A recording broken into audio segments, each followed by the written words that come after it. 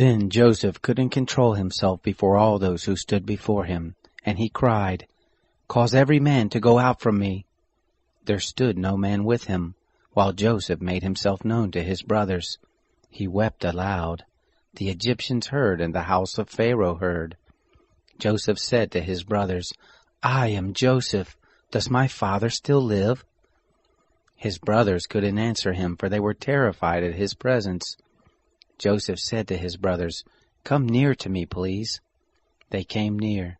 He said, "I am Joseph, your brother, whom you sold into Egypt. Now don't be grieved nor angry with yourselves that you sold me here, for God sent me before you to preserve life.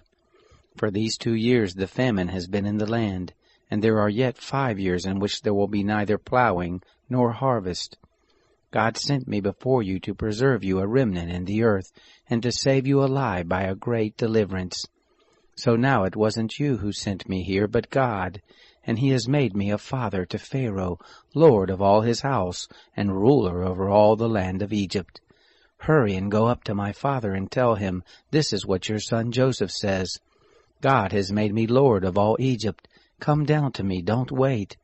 You shall dwell in the land of Goshen, and you will be near to me, you, your children, your children's children, your flocks, your herds, and all that you have. There I will nourish you, for there are yet 5 years of famine, lest you come to poverty, you and your household and all that you have. Behold, your eyes see, and the eyes of my brother Benjamin, that it is my mouth that speaks to you.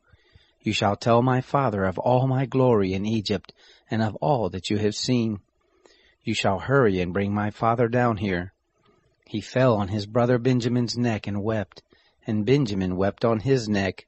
He kissed all his brothers and wept on them. After that his brothers talked with him. The report of it was heard in Pharaoh's house, saying, "Joseph's brothers have come." It pleased Pharaoh well and his servants.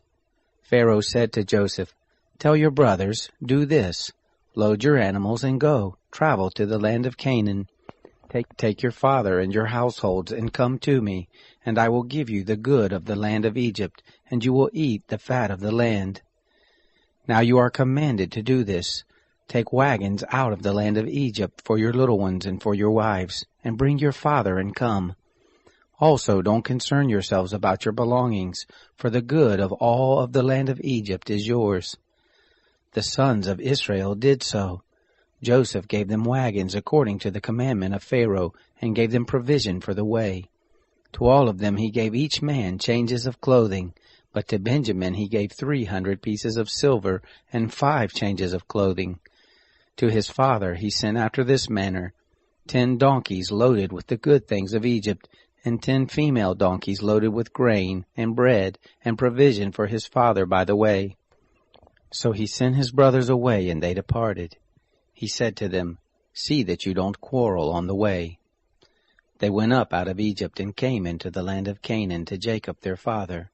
They told him, saying, "Joseph is still alive, and he is ruler over all the land of Egypt." His heart fainted, for he didn't believe them. They told him all the words of Joseph which he had said to them.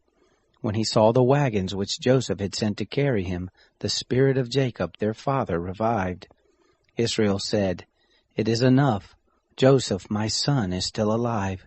I will go and see him before I die."